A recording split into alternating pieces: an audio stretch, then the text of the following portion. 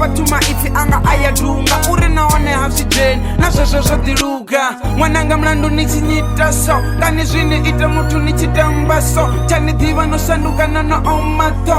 wainisa thengi na vula maṱo uri siya khotsi amu zwo ni shanduka kutshilele kwamu kwa thoma u ndambudza ni ḓikali na maipfi ane na mbudza zwi ya vhavha mbilu ndi balwa na u rudza mavha ri ṅwananga ho tshinyalani ndo pfa tshifhino kwasha nndu tshifulanani songo pfa na ṱuwa na ntsi ya tshikhalani fhedzarafoti a vha si ya tshiṱangani vhutshilo vhango shanduka kutshilele kwanu vha khou kanuka ani shoni ngani ṅwananga ni ḓi shoni na ṅwananga ni khou nyatisa kuitele kwanu ku khou ngatisa ni ṱuwe na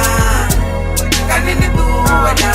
mabadani vha vho tou ofha no tshimbila vhari vha ofha uri shango ḽi nga vha mila vho pandamedzwa nga lushaka badani hu pfi ṅwana wavho u tswa a tshi panga masakani hoyu ṅwana u na maanḓa ndi vho tou ofha na u mu fara nga zwanḓa nga tsha ita zwa fhono u vho ita zwa nnḓa khotsi awe vho ri sia vho ṱuwa na banda hune nda fhira vha ri vhonani ndi vho tou shona ndi kundwa na nga khonani ndi ya vhapfa ndi khou pfuka vha ya ngoḓa so ndi khwine ndo ṱuwa ndi ḓo goda